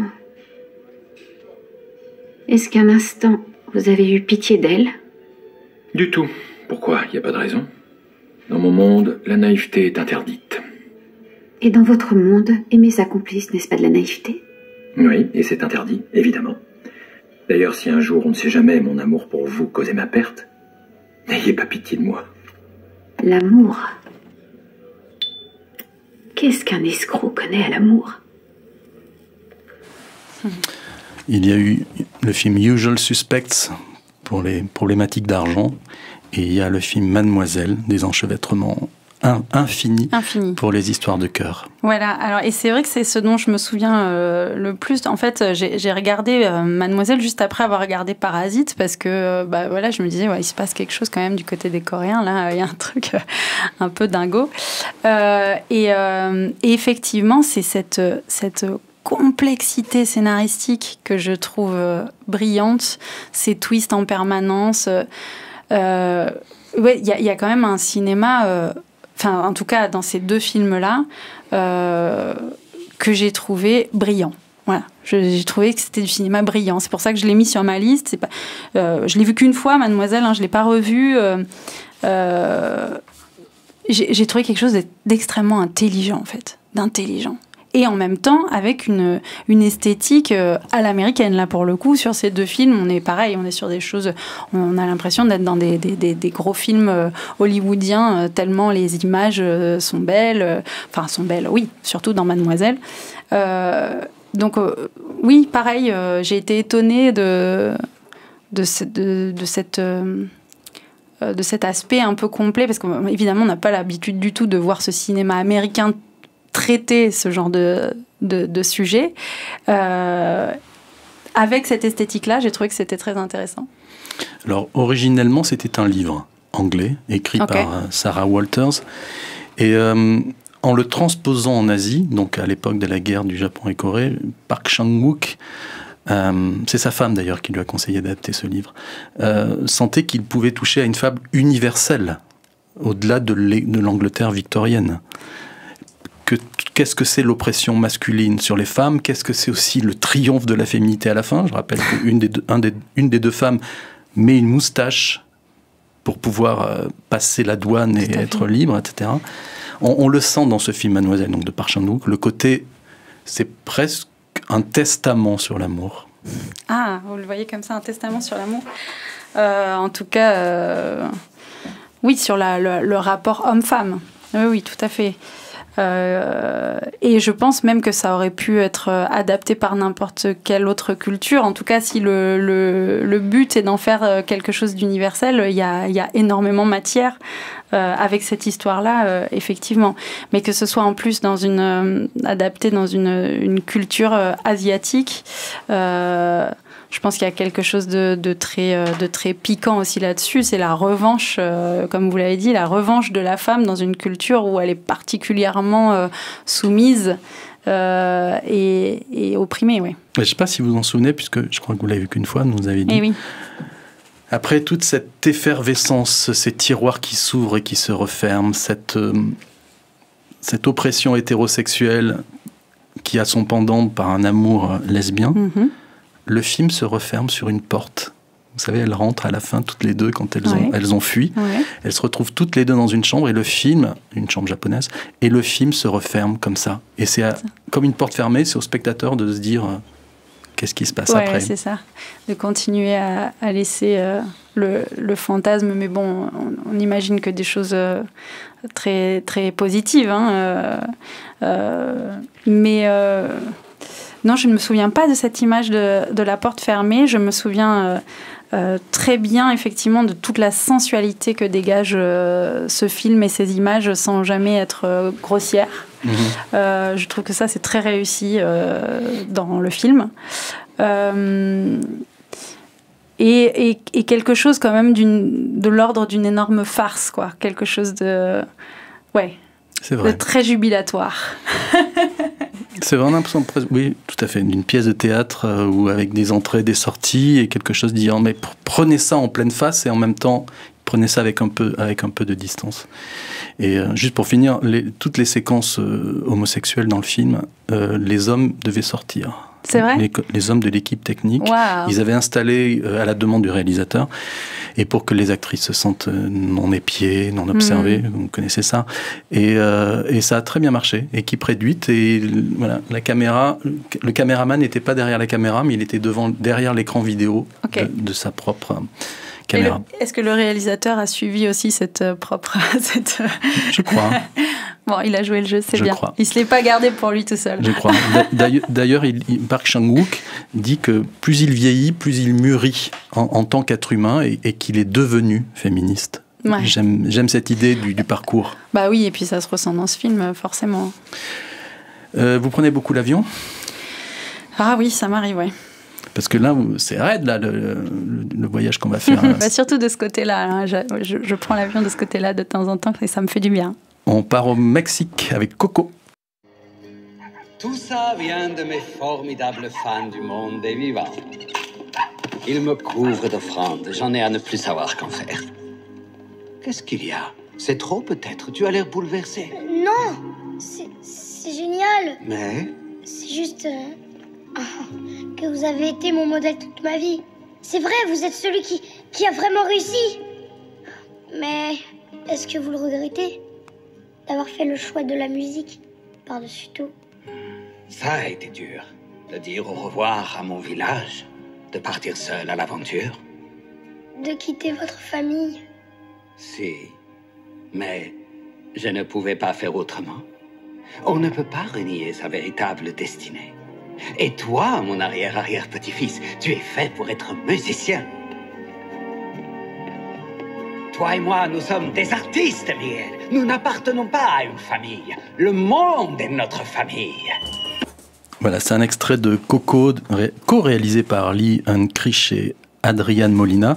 Bon, alors, j'imagine que la position de ce film dans votre top 10, c'est aussi la musique et tous ces miroirs qu'il faut franchir et que parfois il ne faudrait pas franchir. Oh. Alors déjà, évidemment, c'est un film qui est dans ma top list parce que j'ai des enfants et que je l'ai découvert grâce à eux, parce que sinon je ne serais pas allée naturellement voir un film de Pixar si je n'avais pas des enfants. Et il se trouve que mon compagnon et moi avons beaucoup plus pleuré que notre fille quand on a vu ce film et que ça nous a émus vraiment au plus profond. Alors, vous parliez de musique, moi ce que j'en retiens dans ce film, alors évidemment la musique est extraordinaire, d'ailleurs on joue les chansons de Coco à la maison, mon fils se prend pour Miguel, il a sa petite guitare, il monte sur les tables et ne m'oublie pas, et voilà, et on chante tous ensemble, et vraiment la musique elle est extrêmement fédératrice dans ce film, mais moi ce qui m'a bouleversée c'est le rapport à la famille, c'est le questionnement des liens de la famille et puis du souvenir. Vraiment tout ce que va développer ce film autour de ça m'a chamboulée, m'a bouleversée, parce que moi je suis extrêmement proche de ma famille et j'ai l'impression, mais on vit plus comme on vivait dans Coco, en fait, finalement, avec nos morts. Nos morts sont devenus de plus en plus lointains. Et c'est vrai que cette histoire de ce petit garçon qui va se trouver lui-même et qui va réussir à s'affirmer en partant finalement à la quête et à la conquête de son arbre généalogique et de ses morts, m'a vraiment, vraiment, vraiment touchée. Oui, on traverse l'Hadès, là, littéralement. Oui, tout à fait. C'est comme une deuxième histoire sans fin. Oui, et aussi assez proche d'ADN, finalement, d'aller se retrouver, de se trouver soi par rapport à cette quête des origines, en fait, quelque part. Et alors, en plus, dans Coco, d'une origine traumatisée, et de ce secret, de ce grand secret qui va être révélé et bouleversé. Donc, oui... pour moi, Coco est un dessin animé très profond, très très profond, qui va toucher des choses en nous, l'air de rien. Pareil, avec une esthétique folle. Enfin, quand on voit ce film au cinéma, c'est un cadeau. Hein. On l'a revu depuis sur petit écran à la maison. Ça nous fait pas la même chose que quand on le découvre au cinéma, parce que les images sont tellement folles, tellement magnifiques. Ce monde des morts, là, quand il arrive à cette porte, et puis toutes ces fleurs et tous ces maquillages et ces costumes, et c'est magnifique, hyper bien fait. Donc bon, on se laisse porter aussi par la beauté de ces images, par ces chansons extrêmement réussies qui vont nous rester en plus en tête pendant très longtemps. Mais en plus de ça, moi, ça m'a permis d'avoir une discussion avec des gens de ma famille, par exemple, sur quand ils vont partir. Et sur le devoir de mémoire. Voilà. Ça m'a permis de comprendre. Il y avait des gens... Enfin, voilà, je pense à quelqu'un de ma famille, je ne vais pas révéler qui, mais qui m'a avoué avoir peur d'être oubliée après. Et que c'était quelque chose pour elle qui était très important et qui était très dur, et qui m'a fait promettre de ne pas l'oublier. Voilà. Et c'est sûr que quand un dessin animé permet d'aborder tous ces thèmes, presque de 7 à 97 ans, en fait. C'est incroyable, c'est pari réussi, c'est magique, quoi. Chacun y trouve son compte, en fait. Et il y a beaucoup de petites blagues, comme souvent dans les films Pixar. Le chien s'appelle Dante. Ouais. L'auteur de la Divine Comédie. Et j'aime beaucoup le moment où un personnage, je crois que le petit héros veut aller faire pipi, alors qu'il est dans le monde des morts, et il y a un personnage qui dit « Ah, mais il n'y a pas de petit coin dans le monde des morts. Tu vas être obligé de te retenir avant de faire pipi. » Alors, changement de continent, on va en Algérie. Et si on décidait que tous les bien-pensants se taisent? Si pour un temps on oubliait ces convenances qui nous pèsent? Si pour une fois tu avais le droit de faire ce que tu veux? Si pour une fois tu allais danser en lâchant tes cheveux? Je veux que tu cries et que tu chantes à la face du monde. Je veux que tu laisses s'épanouir tous ces plaisirs qui t'inondent. Je veux que tu sortes, je veux que tu ris, je veux que tu parles d'amour. Je veux que tu aies le droit d'avoir 20 ans, au moins pour quelques jours. Il m'a fallu du courage pour te livrer mes sentiments. Mais si j'écris cette lettre, c'est pour que tu saches simplement que je t'aime comme un fou, même si tu ne le vois pas. Tu sais, ma fille, chez nous, il y a des choses qu'on ne dit pas. Alors, en général, j'évite de mettre la fin du film dans les extraits de cette émission, mais là, j'ai trouvé que c'était vraiment la... Ah oui, j'en ai des frissons partout. Alors, avec ADN, Maïwenn fait son film le plus court, en valeur absolue, 1h25, mais probablement celui qui va le plus loin dans ses racines. Sans doute... Oui, là, elle va très loin, effectivement. Et puis, d'ailleurs, elle va jusqu'à son ADN. Hein.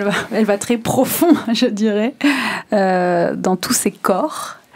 et en particulier dans son corps familial. Et effectivement, ce corps familial qui nous définit tant, elle va très loin dans la quête de ses origines par le questionnement des liens familiaux et par le délitement des liens familiaux à la mort de ce grand-père qui unissait toute cette famille, et cette famille qui vole un peu en éclats à la suite du décès du grand-père. Et c'est vrai que là, on rentre dans des trucs presque psychanalytiques, dans des questionnements existentiels très profonds, un rapport à la mère, le rapport au père, la quête des origines. Alors, elle va y trouver une réponse, on va dire géographique, une origine géographique, parce qu'il faut bien mettre de la matière là-dessus, il faut bien le personnifier et le mettre en corps. On en parlera tout à l'heure aussi. Mais pour moi, ça aurait pu être l'Algérie comme autre chose. Enfin, ça traduit d'un cheminement, d'un parcours, de la quête de soi et de se détacher aussi des liens qui nous entravent. Voilà. Pour moi, Maïwenn, par ce film, elle se détache des liens qui l'entravent. Et puis elle a réalisé dans ADN peut-être une des plus belles séquences de rêves du cinéma récent. Je sais qu'aujourd'hui, il y a une vogue chez les réalisateurs, Patrice Lecomte nous en parlait à ce micro, c'est de plus trop filmer les rêves, parce que c'est compliqué, parce que maintenant ça fait partie du monde quotidien. Vous vous souvenez de cette séquence dans le film? Non, je ne me rappelle plus. Où elle a besoin de prendre la salive de son père pour faire le test ADN. Ouais. Et elle rêve que chez son père, il y a des serpents. Ah oui. Et il y a un repas où tout le monde est entouré de serpents. Ouais. Le serpent, c'est la Bible. Oui, et c'est aussi l'ADN. Et c'est l'ADN. Alors, il y a une phrase dans l'ADN qui, je crois, revient 2 fois. Et il y a un personnage qui dit « Mais le temps à perdre, ce n'est pas du temps perdu. » Quel est votre rapport au temps, vous, Emma? Est-ce que vous arrivez à faire facilement la part des choses entre vos obsessions créatives et le fait de dire parfois « je fais rien ». Eh bien, plus assez, malheureusement. Alors ça vient toucher à une autre question, c'est quand on est artiste et maman, qui fait qu'en fait, on partage sa vie entre 2 obsessions, celle d'être une bonne maman, de répondre aux besoins, à l'instinct maternel, aux besoins de l'instinct maternel et donc aux besoins de ses enfants. Et aussi ce besoin de créativité et d'être dans sa bulle et de lâcher prise. Chez moi, c'est très difficile. C'est-à-dire que c'est un vrai conflit intérieur parce que quand je suis en train de créer, de lâcher prise, d'être dans ma bulle, je culpabilise de ne pas être avec mes enfants. Et quand je suis avec mes enfants, je suis frustrée de ne pas être dans ma bulle. Alors, c'est toujours, il faut jongler entre l'un et l'autre. Donc, j'ai le temps aujourd'hui pour moi, mais parce que mes enfants sont jeunes aussi et que j'ai un petit dernier qui a 3 ans et demi. Le temps pour moi, c'est vraiment... effectivement, tout au long de l'année, je gère des plannings et des organisations. Et 2 fois par an, une fois en hiver, une fois en été, je m'octroie 10 jours toute seule. Et là, je fais rien. Ou je fais tout. Ou je fais ce que je veux. Voilà. J'ai trouvé cet équilibre-là. Parce que le reste de l'année, il faut que je planifie tout pour pouvoir à la fois bosser, à la fois m'occuper de mes enfants.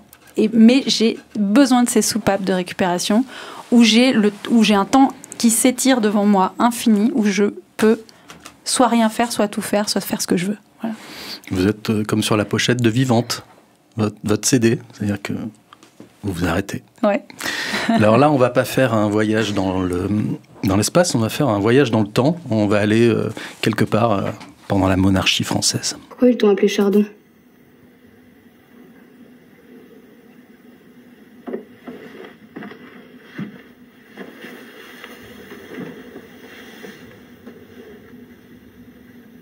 Mon père s'appelait Chardon et ma mère est née Amélie de Rubempré. Et je veux porter le nom de ma mère.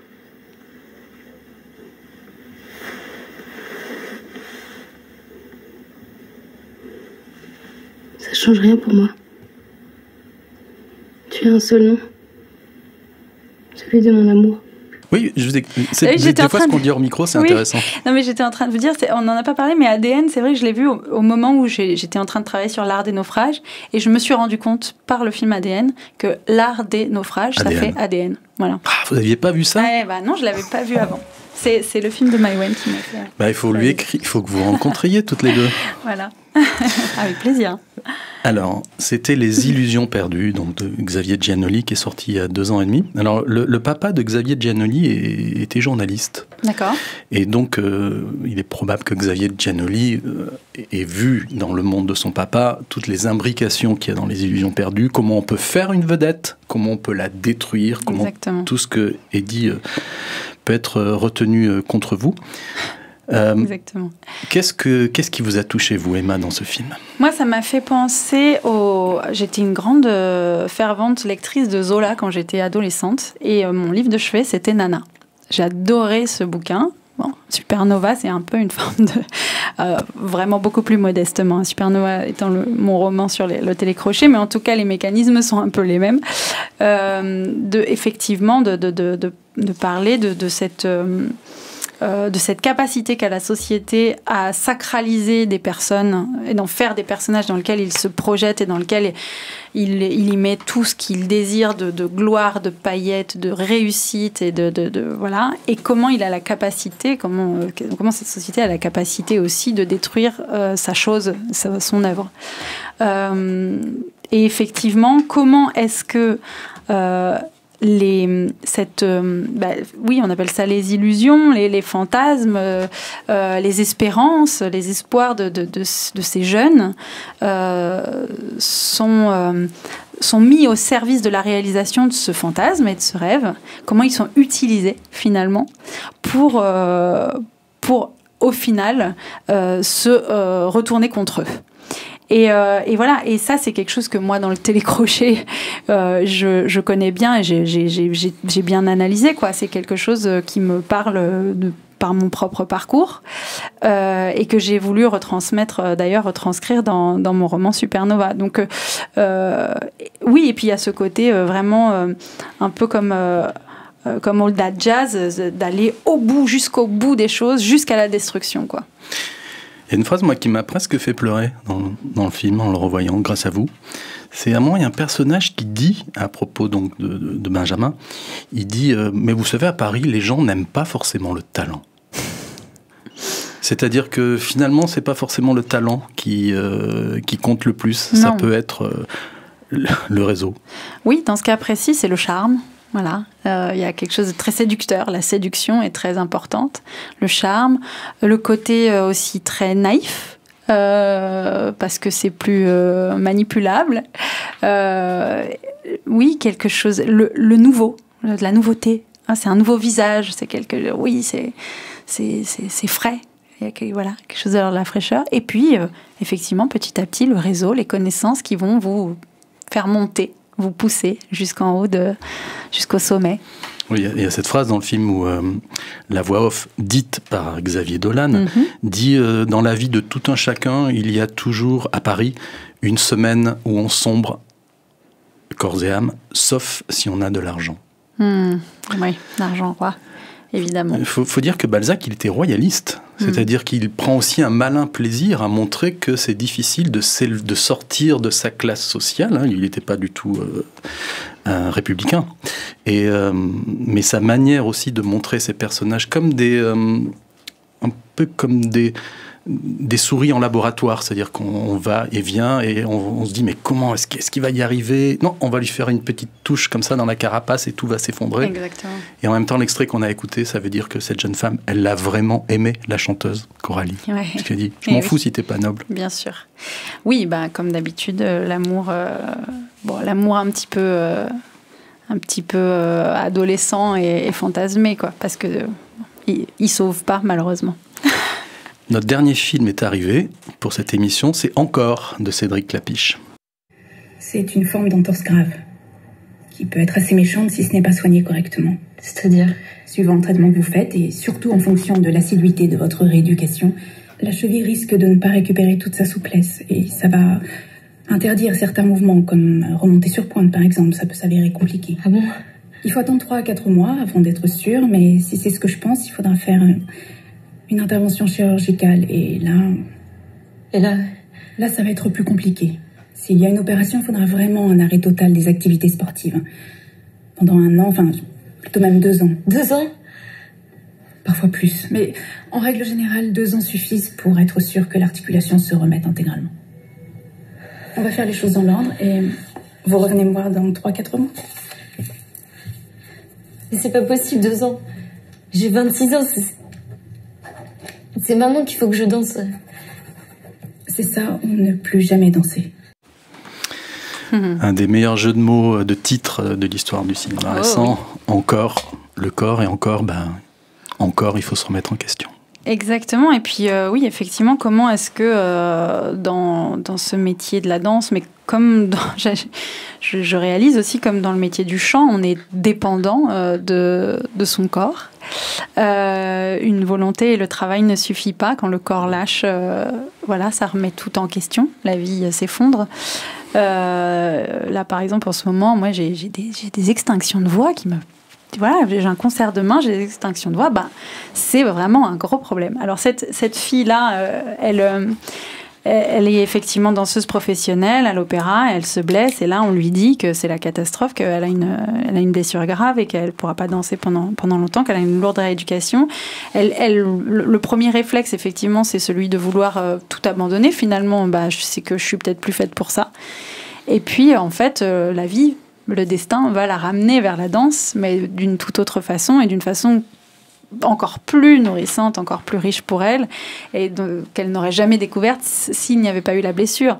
Et effectivement, moi, ça, c'est des histoires que j'aime bien, parce que c'est un peu ce que je raconte dans l'art des naufrages, c'est comment se servir des naufrages de notre destin, que le destin nous apporte dans notre vie, toutes ces épreuves-là complètement inattendues, qui nous mettent en branle, qui mettent tout notre contexte en danger, et que finalement on va aller chercher d'autres choses, faire d'autres rencontres, et qu'on va aller chercher au fond de nous d'autres ressources, et qu'on va se déployer de façon inattendue, et s'en relever encore plus fort. Oui, parce que votre dernier album ne s'appelle pas Le temps des naufrages, il s'appelle L'art des naufrages. Tout à fait. C'est-à-dire que finalement, vivre, c'est un art. Ah, totalement. En tout cas, vivre tel que moi je l'entends, c'est-à-dire en trouvant du sens. Voilà, en trouvant du sens, en trouvant de l'harmonie, vivre en équilibre, c'est un art. Et pour vivre en équilibre, faut accepter de le perdre. Il y a une chanson qui s'appelle Saltimbanque, qui pourrait servir presque de nota bene à que le spectacle commence, et encore. Oui, tout à fait. C'est-à-dire que vous montrez que pour monter sur scène, il faut être un peu branque, évidemment, et qu'en même temps, c'est l'ADN de ce pourquoi vous faites ça. C'est ça, et qu'il faut avoir cette passion, et que cette passion peut être dévorante, et que parfois elle nous met dans tous nos états, mais on s'y accroche, coûte que coûte.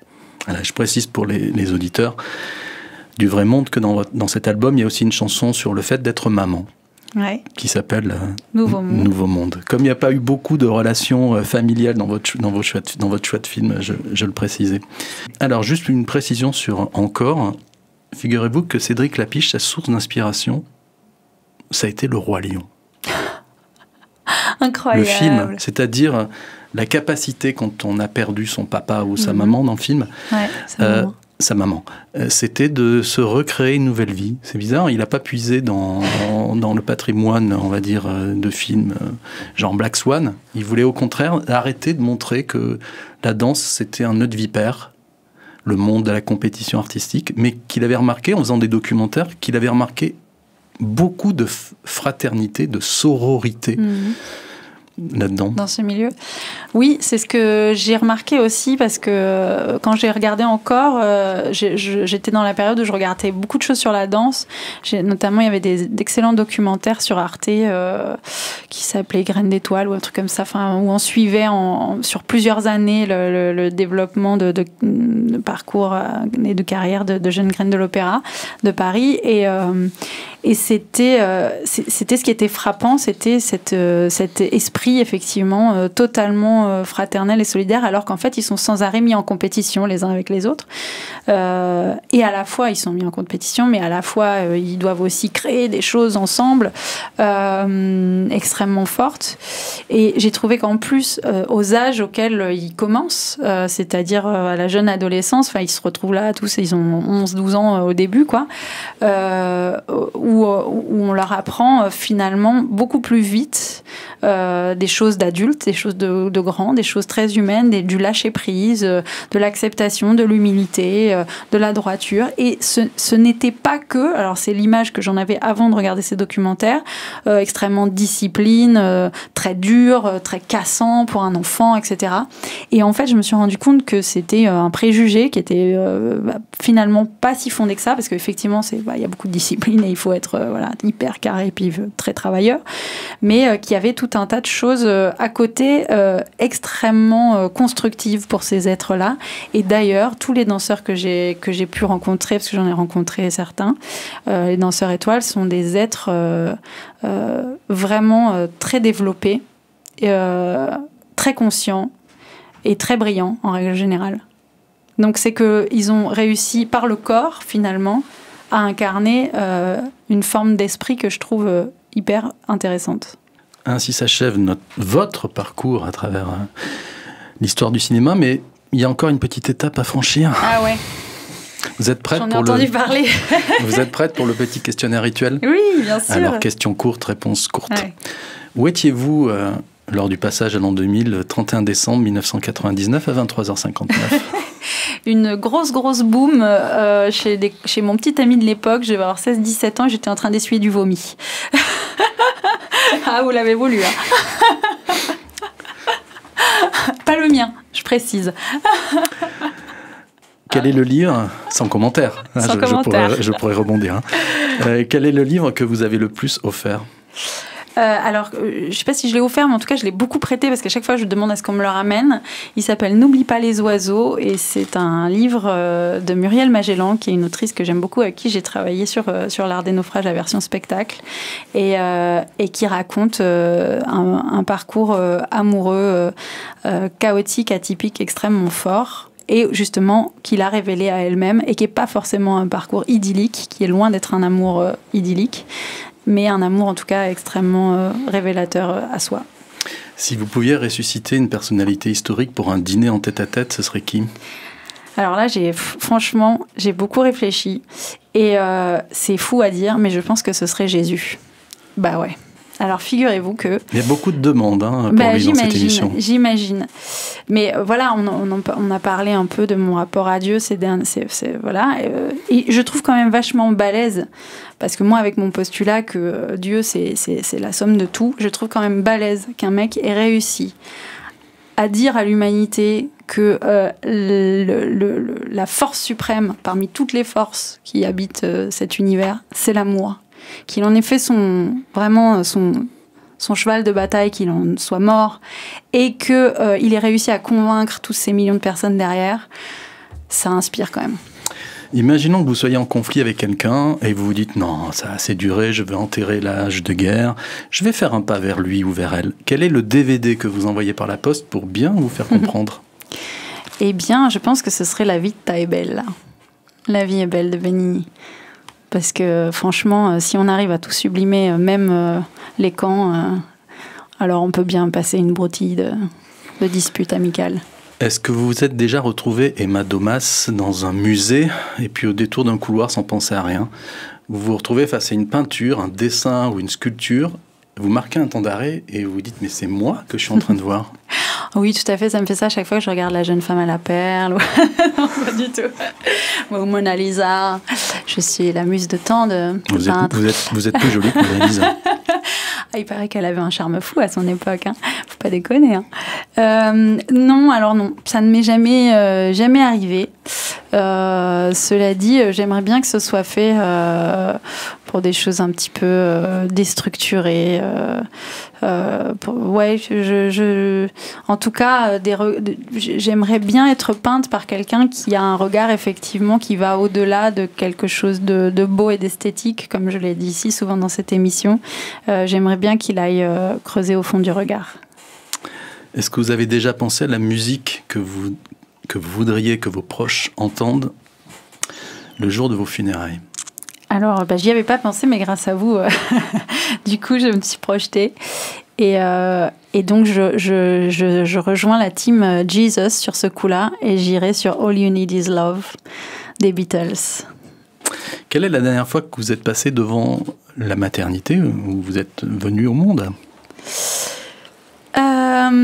Eh bien, j'y suis passée 2 fois ces dernières années. C'est en mettant au monde mes enfants, puisqu'ils sont nés dans la maternité dans laquelle je suis née moi-même. Ah, c'est beau, c'est très beau. Si demain matin, vous pouviez tout prendre avec vous, tous vos animaux de compagnie, dans quelle ville demain matin à 9h vous partez vivre?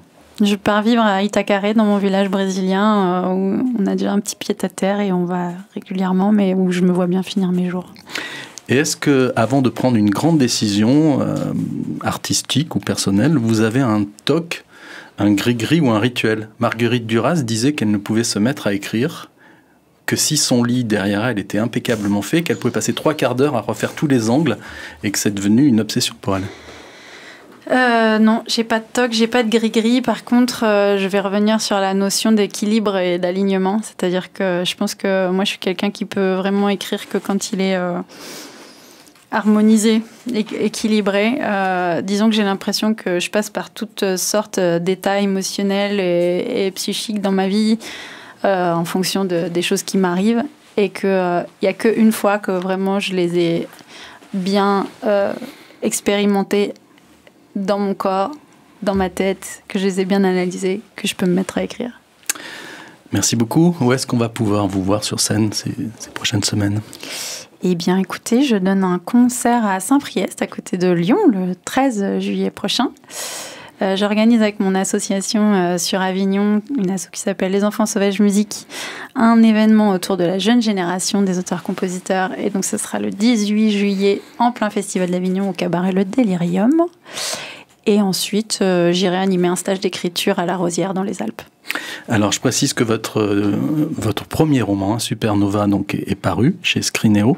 D'ailleurs, il y a plein de petites références, même aux illusions perdues. Vous racontez comment, quand on vous présente des gens dans le monde de la musique, votre personnage, c'est un peu comme la cour d'un roi. On se croyait dans les illusions perdues. J'ai juste une question bonus pour vous. Ouais. Quelles sont les illusions que vous avez gardées?